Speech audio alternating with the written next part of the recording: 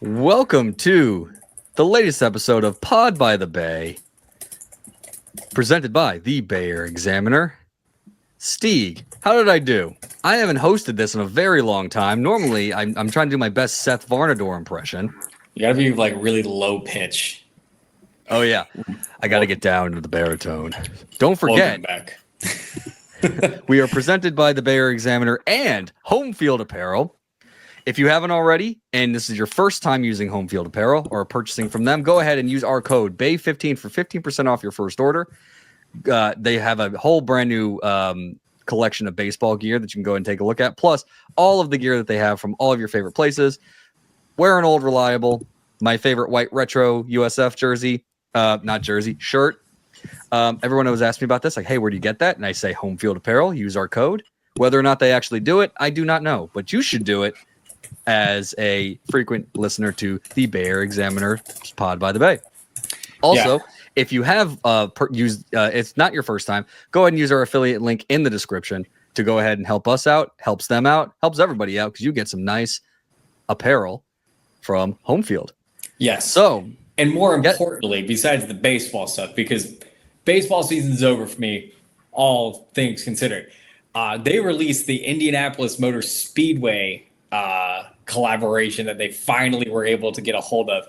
And my God, do they have the most beautiful vintage, like Indy 500 stuff in there. I just sent it to you, Vito. This is the greatest shirt ever invented.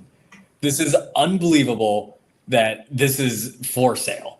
Wow. Their entire Indy 500 section is unbelievably good. The hats are fantastic that they have. I remember when they were just a mere little, hey, we have a few extra schools under our, and please buy our stuff. And we were like, please get USF on board. And now they're making tie-dye Indy 500 collaborative 2025. Yeah, this is pretty cool. It's unbelievable. No, that's cool. They're number 2 in the nation. It's 2007. They're hot. They're going for it. Good, absolutely good reference there.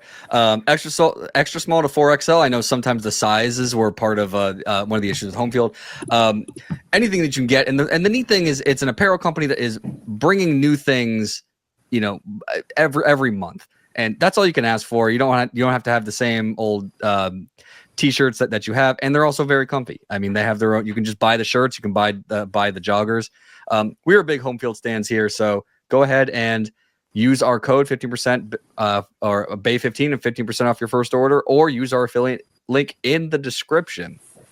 Also in the description, Steeg normally mentions how much he doesn't like spring games, yet guess where he was this past Saturday? Steeg, can confirm. I went to the spring game. He went to the spring game, as did Vanessa. I was not there, so regale me. How was the spring game and Coach Golish's third official year? Let me tell you something, Vito.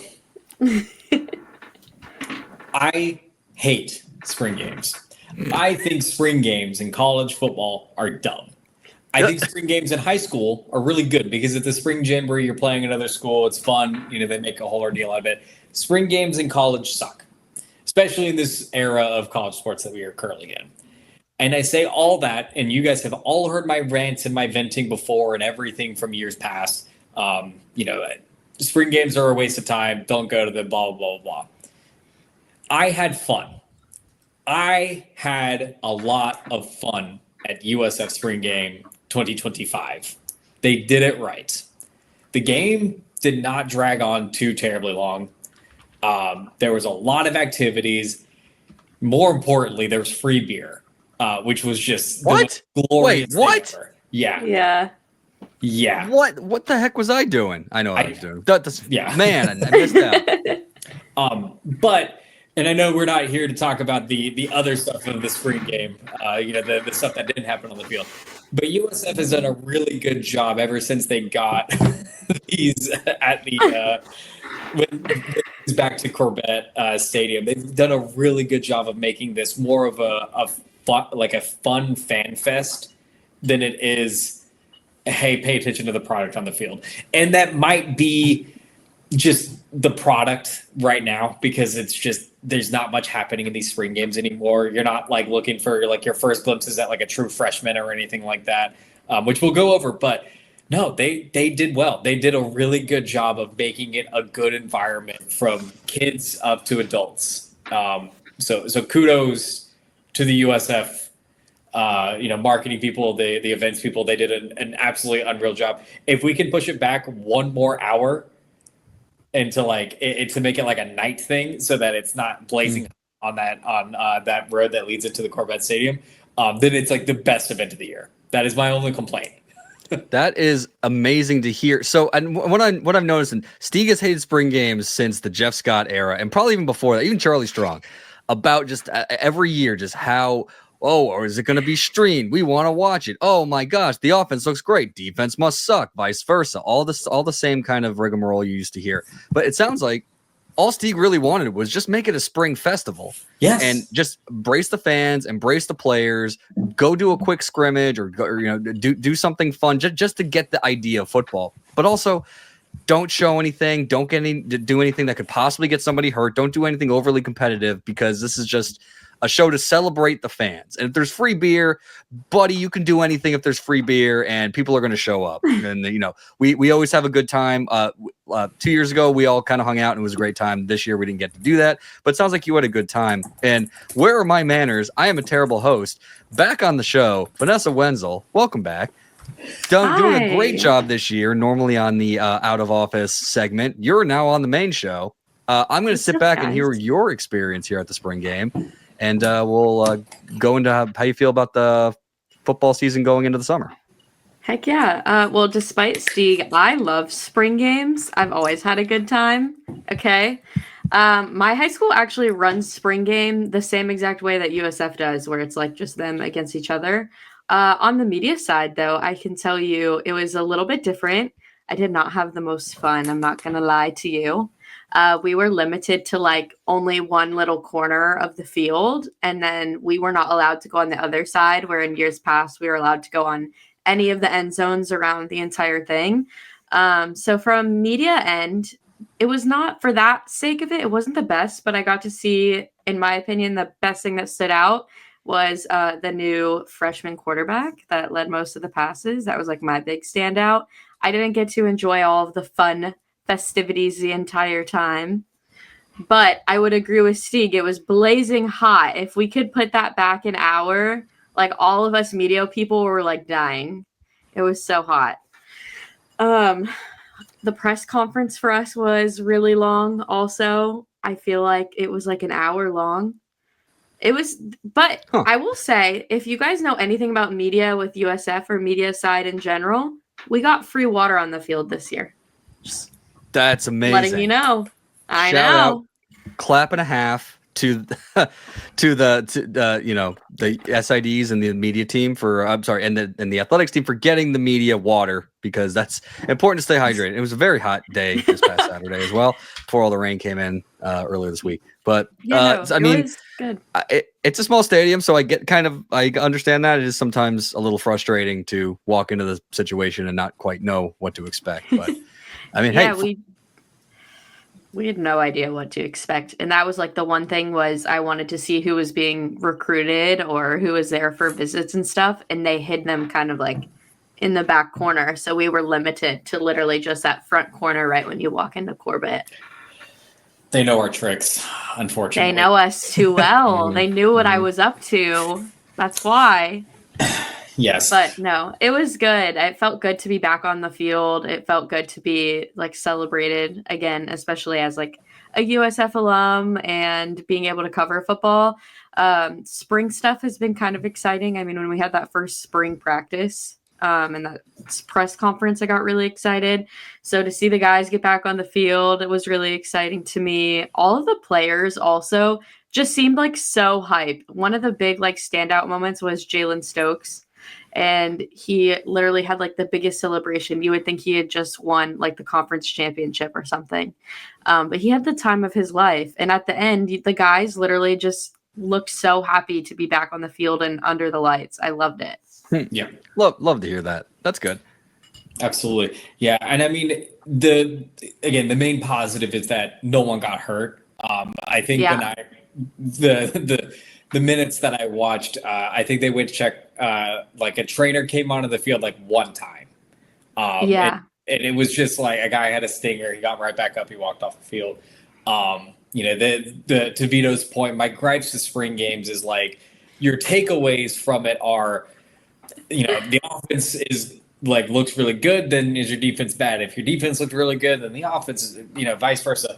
But there were a bunch of individual players that performed extremely well. Vanessa, you mentioned Lachlan Hewlett, our true freshman quarterback, 12 for 13 passing for like 200 yards and 3 touchdowns. He looked really, really good. He looked really good. Not like, not trying to throw shade to anyone in particular. He looked extremely well prepared to lead the offense. As a true freshman, and see, early enrollee, if he looked that good, that means he probably did really well in practice. Now we start getting that playbook under his belt. That's really solid. I mean, getting as many early enrollees as they did has got to pay dividends, especially in an offense like this. But the fact that he was doing really well, I heard that the receivers were catching a lot of the long balls too. Not a lot of drop passes from, what you expect to be the top guys, which is definitely huge. And an offense that expects a lot of boom and a lot of long, explosive plays. So good to hear, and amazing to hear that nobody got hurt, because that's always the thing you worry about, because then you start wondering, okay, this is what I expected on my two deep, and now someone has to have surgery, or someone has to not be a part of summer workouts and everything like that. So that didn't happen. Then that's great to hear. Win-win all around. Again, free beer, also win-win. Just great. Win-win. I think the only actual injury that we have right now is, I guess, Byron Brown tweaked his hammy. That was the first thing that was brought up in the press conference. So. Of course. Yeah. And great segue, because I was going to say, let's talk about the elephant in the room. Byron Brown didn't play. Yeah, no, he did not play. He stood nice and pretty on the sidelines in his red jersey, literally just there, hands on his hips, watching the whole time. Yep. I mean, and let's just be completely upfront. Like you mentioned, he tweaked his hammy. We found out. Let me rephrase that. I found out like a week beforehand, but he hadn't been practicing, and it's not. Golish said it after the press conference, or after the spring game. It wasn't like he tweaked his hamstring and now he needs surgery. Like, he probably could have played, but there's no point, right? Really, like if we're going to be there's no point if you are the surefire starting quarterback for your college football team. You don't need to play in the spring game. I think that most schools would probably agree with that as well. Like, I didn't check UFs. I don't think DJ Lagway played much at all. I think the only time you get like extensive quarterback play is like a true freshman. So whatever. He didn't play. A bunch of people probably making a bigger show out of it than it should have been. But it was still a good time, and that's all that matters. Yeah, it was a good time. Yeah, it was a good time. The one question I did have for you, did Bryce Archie play? Bryce Archie did play. What a cool thing. And according to coach, he played the best he's played in the past week, and he had the best last 4 practices he's had as well. So correct me if I'm wrong, baseball was away at Wichita State? Correct. Okay, so he just didn't play. Okay, so that I mean, that's pretty cool that he was able to be there for spring practice. I know some people try to pull the double and play the spring game and then go play whatever in baseball. I don't know how you do that. That's like 2 different. That's like a whole different thing. So it was good to see. It's neat to see that he was there and didn't have to worry too much about worrying about baseball. But and again, that is Hawaii Bowl champion Bryce Archie, ladies and gentlemen, and Saturday starter. He was a starter. Okay. Yeah. Impressive. Did they have any stats or box score? I know at the game you mentioned there was nothing. No, okay. No. I like that. I love that. No, or at least we didn't get any. Funny enough, they were doing like slight box score keeping and everything like that. Because I checked it, and they had I think Lachlan Hewlett threw a 43-yard pass at one point. They counted it as negative 43 yards, which was hilarious to see, because I think he threw it to Nimrod. And it's just like, Lachlan Hewlett completes pass to Chaz Nimrod for minus 44 Yeah. yards, and you're like, That's something I do in I NCAA just 24. watched it. He threw a beautiful pass. But yeah, I think- successful spring game. Yeah, go on, Vanessa. Yeah. I was going to say, I think the only thing that I remember going up was that Hewlett also had wide receiver Braden Winton with a touchdown. That's a notable, but yeah, no key stats really, other than, like I said, Jalen Stokes' moment seemed to be a really big stick out for them. Mhm. Lachlan Hewlett looking as good as he did. And that's about it, really. Yeah. And Byram on the sidelines. Yeah, I think Jaquan caught 2 touchdown passes too. In that weird second team unit. They rotated so many guys in and out that Yeah. it's impossible to keep track of is that second string, is it third string, what's going on there. Really, all the quarterbacks had good moments. Everyone had good moments. No one got hurt. Successful spring game. Next year, just do the opposite, make the alumni halftime show the big spectacle, and then just do 20 minutes of drills or something like that. Supposedly MVS was there. Format. Yeah. Yeah. Supposedly, but I never hiding. saw him.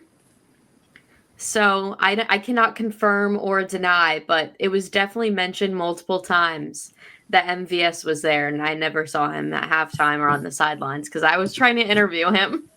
Yeah, he's probably hiding out. That's 6'3", absolute freak of nature hiding out. Can't find him. Super Bowl We're champion. besties, Super Bowl champion. okay? Super Bowl champion. I would have got him, but no. Apparently Friend he of the was pod, there if too. you will. Yeah, Future friend of the pod. interviewee. Yes. 100%. So now that we turn the calendar to May, spring football is over. Yes. Doesn't seem like Coach Golesh is going to take a nap or go to sleep or take a break or vacation whatsoever because we got some transfers, not only in football, but also in basketball. Basketball seems really exciting. But, let's go ahead and kind of stick it with football. Let's talk about some transfers that have been coming on in. How many O's do we have in those Let's Go's at this point? I actually never noticed that he was keeping track of the amount of O's in it. Someone pointed that out to me, and I was like, "Oh, I never read into that. I figured he was pressing it." So 5 new football transfers have entered USF sphere as of today, as of 9:43 p.m. on Thursday, May 1st. Eastern Standard Time. Eastern Standard Time. So we'll go with the oldest back to the newest. So the Isaiah Guy, cornerback from Georgia State. Sam Franklin, running back from Oklahoma. Trayvon Mitchell, defensive lineman from University of West Florida. Devin Lee, defensive lineman from Vanderbilt. And then Denard Flowers, a third defensive lineman from Murray State. A third defensive lineman has hit the towers. He, you can cut that if you want to. So that's a lot of defensive linemen. That's a lot of beef up the middle. You think we need defense? I'm just gonna I'm gonna play devil's advocate here because I know I know why you try to bring in something. Sorry, you broke me. You broke me a little bit. Is it because the defensive linemen are bad or what's going on? Yes. No. Damn. Right. The main crux of this specific spring window right here for the University of South Florida and how they're attacking it is depth pieces. This isn't to say that these guys aren't going to be major contributors. That's not to say that these guys are just going to sit the bench the entire time. But these are primarily depth pieces to kind of shore up, position 2, 3, 4 on the depth chart there. So, again, these guys could start. They could be really good. They could come in and have the fire under them right away. Who knows? But chances are most of these guys are going to be just rotational pieces to keep their starters fresh. They feel very, very good about their ones, their starters. They feel really, really solid about their twos as well for their first round of rotations. Once you get into the 3s and 4s, that's when it gets a little hairy. They want to try to avoid an instance that happened last year where, an injury or two started piling up at key positions, and then all of a sudden you're kind of like, okay, crap, we just have a walk on as our rotation on third down, and that's not good. So that's the hope by bringing in these guys, and then maybe a few more players as well, is that they're going to be at a disadvantage because they still have to learn the playbook, get conditioning up, blah, blah, blah. But the hope is that these guys come in on critical times just to provide that relief for a starter, for a backup, or anything in that regard. So we're going to talk about it more in the Ponderosa, their advanced stats and how they look on PFF. Spoiler alert, pretty good at the things that people wanted to be better at from last year's team, which I think is a really nice way to shore up your roster going into this year. They're not done. They're going to continue to add. I don't know what they're going to do about the cap of players and all that stuff, because they're at 111 players and they need to be at 105. Don't know what's going to happen. We'll find out, though. Yeah, I mean, I think it's a really great idea to add depth pieces, especially in the defensive line, because when you have those injuries, that is what can cause you. You gave up a 5-yard run up the middle when you're trying to close out a game, and that could always hurt you. And the guys that they brought in have experience. We'll talk more about it on the Ponderosa, like Steeg said. He's got a whole nice spreadsheet and a bunch of notes taken on these guys. I'm super very excited. Also, we to mention Bernard Gooden transferring out, heading to LSU. I'm not sure if we actually touched that on the last show, so that's new. So that seemed right after the spring transfer portal hit, happened fairly quickly. But I mean, what a glow up for Bernard. Good for him. That's the fun part about college sports, is you get a guy who did pretty well for USF last year, and you can transfer up and play for LSU. So don't blame the kid. Leaves a Bernard Gooden-sized hole in our defensive line, but I also don't think that that's the last time something like that's going to happen. So in the nicest way possible, we can get used to it.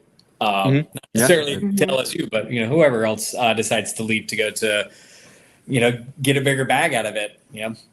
Players can get the money that they want and deserve, and more power to them until someone decides to regulate that power. As part of the spin team, I'll mention that if you get guys who can go to SEC programs from here, that means people are going to look at, or players are going to look at the program and go, "Oh, if I go to that coach, he can help me get an SEC offer later on." So that means you're going to get more good players. So that's the spin on that. If you want to go ahead and take a look at that, but yeah, I mean, I think there's a lot of portals in, portals out. So a lot of new faces will happen on the football side. So. Basketball, we're not done yet. This is going to be a whole brand new roster, but let's talk about we've got a new staff in, got a lot of new players we've talked about over the last month and a half. Who we got now, Steeg? Yeah, so I think last time we talked about Wes Enos. Don't know how to pronounce the last name yet. We're going to figure it out, though. For the time being, it's Wes Enos. But since then, 2 new transfers have came in. First one from Central Connecticut State is Devin Hade. He's a small forward, kind of in between a 3 and a 4. Super highly productive player out of Central Connecticut. So that's at a position that USF can really kind of get aggressive at too. They have a really solid amount of depth in that kind of wing position. So really excited about that. But this other one I'm probably more excited about. It is Isaiah Jones from Oakland. Yes. It's not, the stats aren't going to jump out at you, because it's pretty nominal stats. He averaged 6 point something points per game, and then 4 point something rebounds per game. Nothing too sexy. And then I jumped into Bart Torvik and Ken Palm to look at the advanced stuff to see how he kind of was in his advanced metrics. He hits the mark on 2 very key things that USF struggled a bit at last year, that Brian Hodgson had kind of talked about as his bread and butter: offensive rebounding and steals. Yep. Isaiah Jones was ranked nationally in both of those. I think he was top 200 in offensive rebounding percentage at 9.8%. 10% is like elite level offensive rebounding. And his steals were in like the 300s, nationally ranked, every time he was on the floor. He doesn't get a ton of minutes. He averaged like less than 20. But when he was in the game, he was a huge X factor against his opponents. So he's someone that I think USF fans should really feel really good about going forward, because yes, it's great to have these surefire starters that are, fantastic players, yada, yada, yada. But a true role player that understands he's going to come off the bench.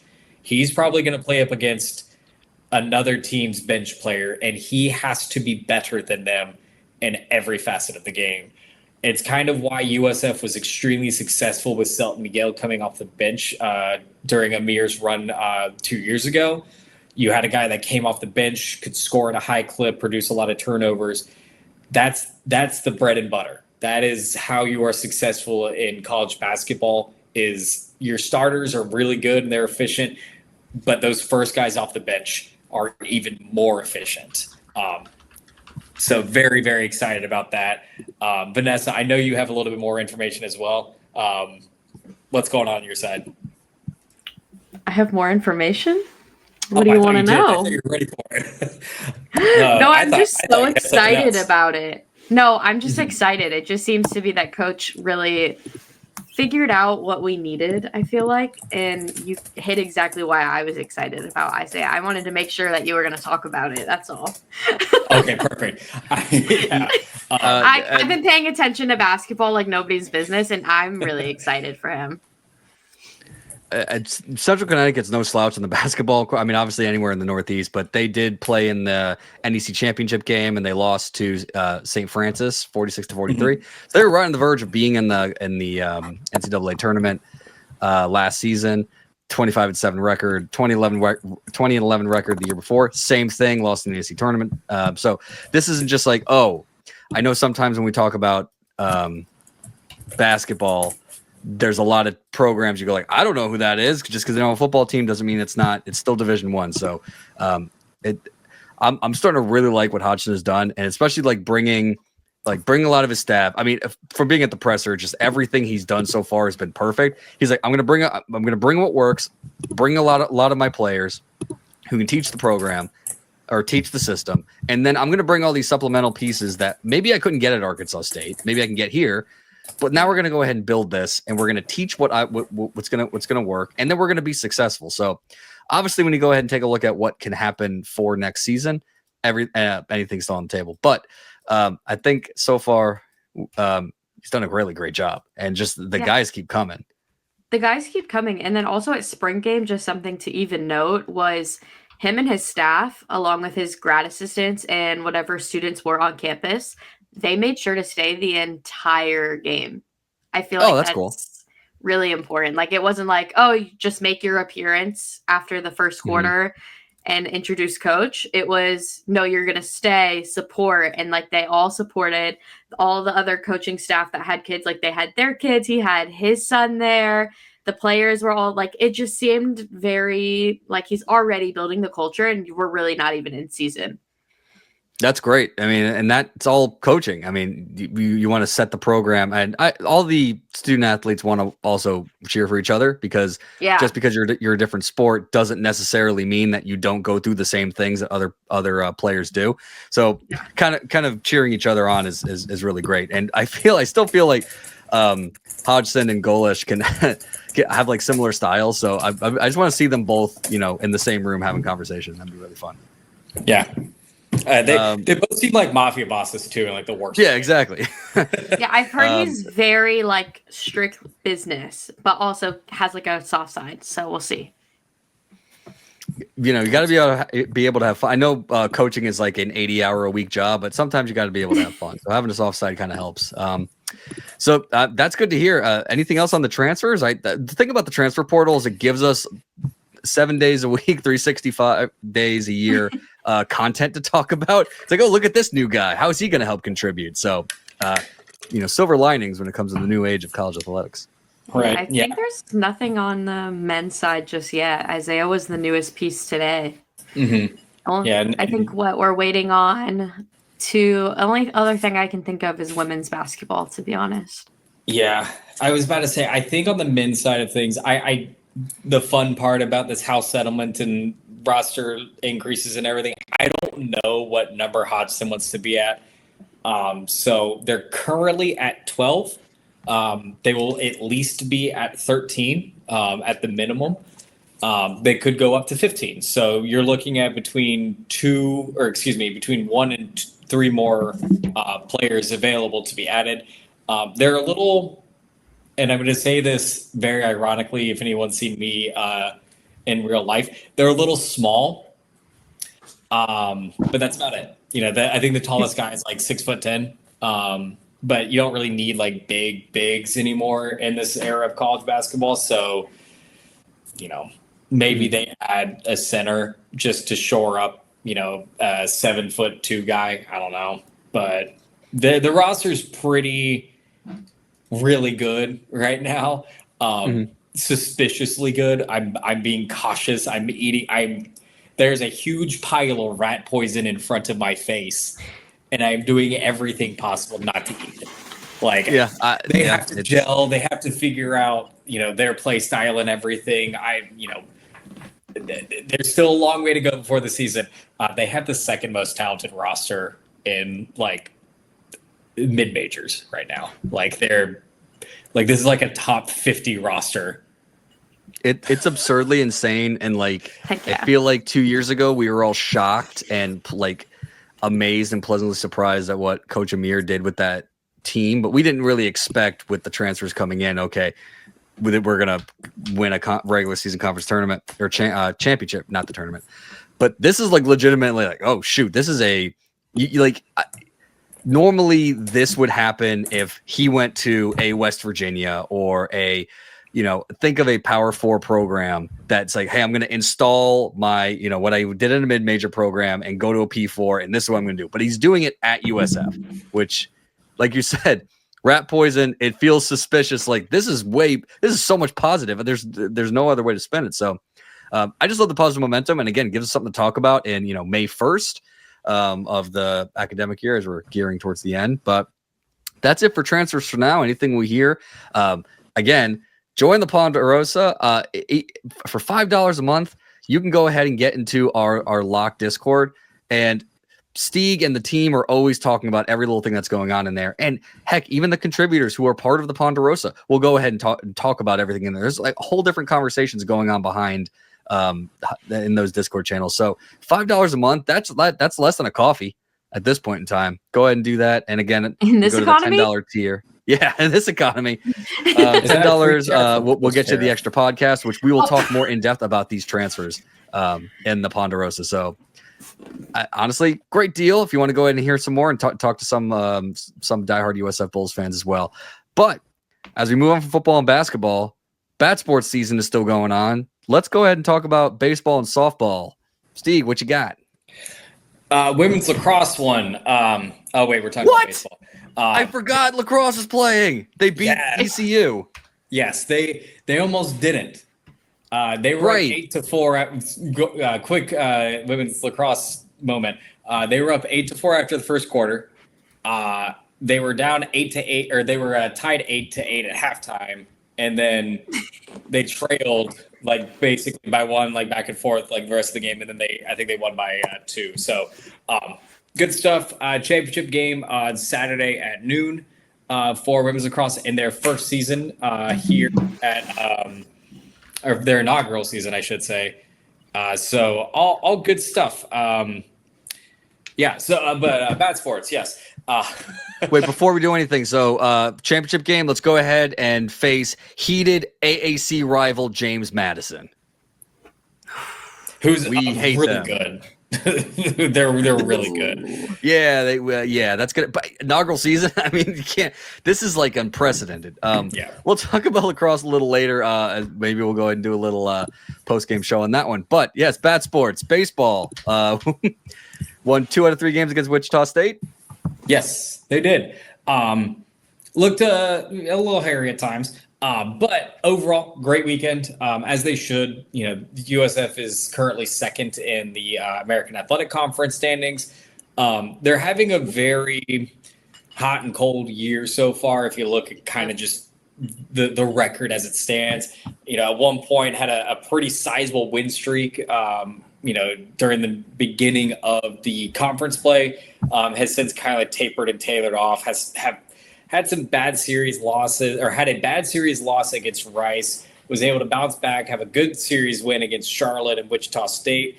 Let me do my math. They have lost 1, 2, 3, 4 straight midweek matchups against, you know, Stetson twice, Florida State, and then Bethune-Cookman. But all this to say, they're kind of exactly where we thought they would be under first year with Mitch Hanna's. They're competitive. They're very competitive, almost to a fault when they're playing an inferior opponent. But they still have some sizable holes in their team, primarily in pitching. I think, you know, we've had pitching woes for what feels like forever at this point. But this year in particular, it kind of feels like they really don't have a deep enough bullpen to stretch guys out for longer than 2 to 3 innings. And we talked about it pretty much ad nauseum at this point. But this isn't a bad thing. You have some surefire players with Corey Braun. You have some great relief pitching, you know, at times with, you know, Landon Yorick and Corey Kling, and, you know, you're getting good production out of guys like Austin Newton and Jack Nedro, and you're getting good experience for guys like Nolan Bernard, but they're just not great at pitching right now. And it's fixable. That's the good part. And to really solidify the good side of things, the bats have been really good for USF this year. They're really aggressive at the plate. They're really aggressive along the base paths. Again, sometimes to their own detriment, but they have a lot of grit to them. And it was no bigger moments than, you know, the 2 walk-off wins that they had against Charlotte. In years past, you know, a team might have just folded and after losing the lead in the top of the 9th, but, you know, they have their moments of just like, wow, this team is gutsy, this team is dangerous, you don't want to play this team in Clearwater. And then they have their moments of like, oh my God, like, what the hell are you doing? What the hell just happened? Yeah. Yeah. And that's how it feels watching it. It's fine. It's baseball. You know, and just to put this bluntly, a lot of people started talking regionals and everything like that midway through the season, eating that rat poison like it's spaghetti and meatballs. This team was never going to host a regional, at least as in like an at-large. Like that's not going to happen. The bread and butter for college baseball at a mid-major like USF is the conference tournament. That is where you have to, Vito, get ready to use the bleep button. That's when your guys need to lock the fuck in for 5 days and win 4 games. That's all. That's all you got to do. You've got a ringer for the remainder part of the season. You're playing UTSA, who's in first place and is like top 30 RPI and is unbelievably good, blowing teams out. You're playing at Florida and at UNF on back-to-back days next Tuesday and Wednesday. You play at Florida Atlantic, who hates your guts. You're playing UNF at home the following Tuesday. And then you close the season against ECU, who is just your bane of your existence. What a freaking gauntlet that is. So that's awful. It's awful. ECU's having a bad year this year. ECU can easily sweep USF because that's how it's always been. So all this to say, you can lose out. Really, realistically, you can lose out. It's fine if you lock in for the conference tournament, because this team can still be very dangerous in the Clearwater Threshers ballpark. So good year, not a great year. They're recruiting at an extremely high level. They're going to fix the pitching. It's year 1 with a new coach. They're good. That's all you can ask for. They're good. I think that's all we wanted, right? Yep. And at the end of the day, anything can happen in Clearwater, even back to the Big East days. Clearwater is weird. Rain happens. You can win 4 games. Just go ahead and that's a very fun tournament. But try to see what you can. This is a crazy gauntlet, and you can see what you have as a team coming out of that. But again, I think it's still a successful year in baseball. There's some really exciting wins there and a lot to build on, and a really great recruiting class coming in. Mitch Hannes definitely has the team humming, even if it's not all there right now. And again, Bryce Archie wasn't there this past weekend because he was at the spring game. Right. Yeah. Mitch Hannes is something in person too. Like, he's very business. You don't see that man smile. If you see him smile, it's very rare. But the atmosphere in the field, I will tell you, compared to last year, feels almost like a 360. Like, it's fun to be back at the field. It's fun to watch the Bulls play baseball. The first 2 days of a series are fun again. Go get out there. It's the last home series this weekend. I'll be there. That's all I got to say about baseball. Do it to it. Go Bulls. Softball did a little bit of opposite from what baseball did. Salvaged 1 game out of it, though. That was more of a football game. So how'd they do? Softball's having a weird year.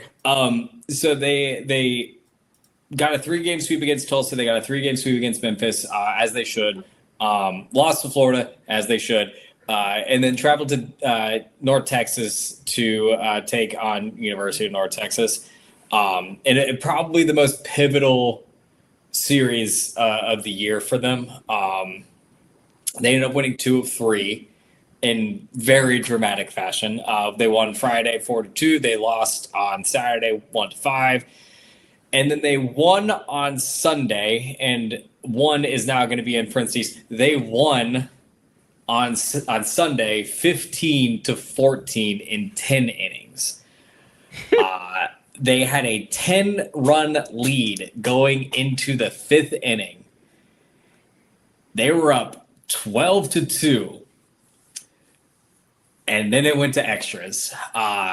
They gave up 4 runs in the 5th, 6th, and 7th inning, respectively.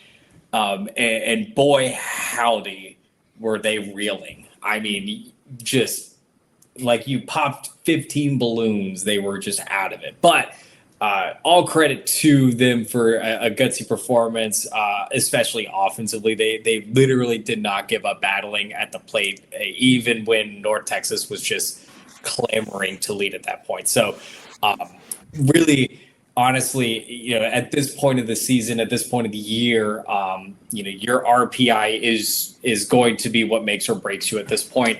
And you weren't going to move up a ton if you won by 10. You weren't going to, move much at all. You were basically kind of just, if they swept North Texas, that'd have been one thing. Once you lost on Saturday, RPI wasn't going to change that much at that point. So right now, as it currently stands, USF softball is 35th in RPI. I've mentioned a few times in our Ponderosa. I've mentioned it just in general. If you can end the season top 40 in RPI, you have a really good chance at that at-large bid, even if you don't win the conference tournament. At this point, they're in really, really good position. It is 100% within their control at this point. There's no hoping for teams in front of them to lose. You take care of business. You beat UTSA in all 3 games this weekend like you should. You win a couple games in the American Athletic Conference tournament at home, which you should. You don't need to win the tournament, but a title would be nice.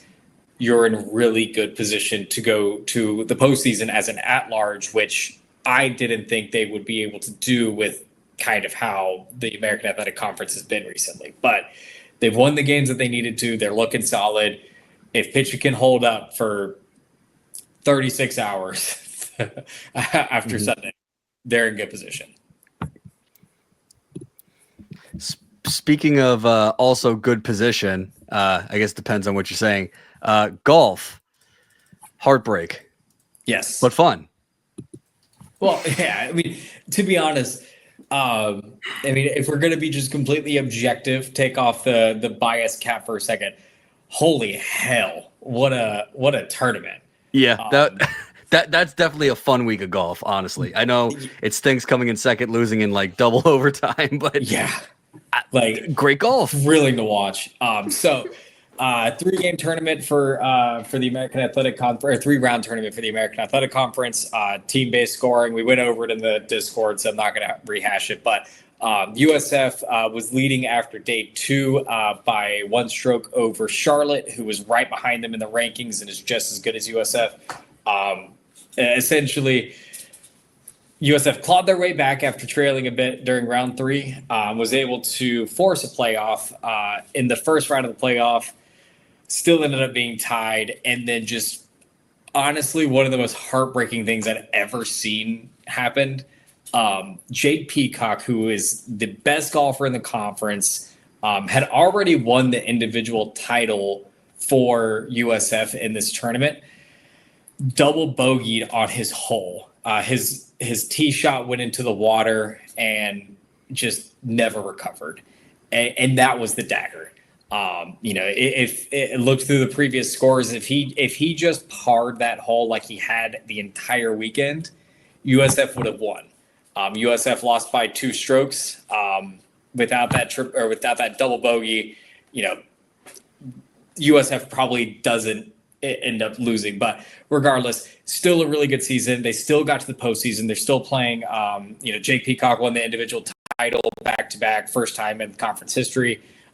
It was really tough watching his award ceremony because, quite literally, he just lost the tournament for USF as a team, but he won the individual title. And the poor interviewer was like, Jake, I know you're upset because of what just happened, but you also have this nice trophy. Tell us how you feel. And he's just kind of like, I don't know how to feel right now. I hate it. Yeah, I would not know brutal. What to say to that.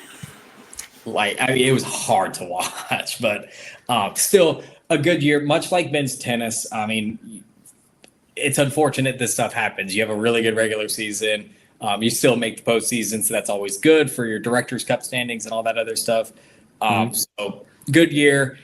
They have enough young talent behind them as well. So, we'll see what they can do. And I think they're playing out in Washington State, so got a long travel ahead of them.